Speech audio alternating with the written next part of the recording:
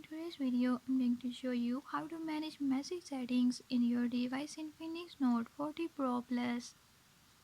But before we get started, don't forget to hit the subscribe button and ring the notification bell so you never miss out on new videos and stay updated on all the latest tips and tricks. Let's get started.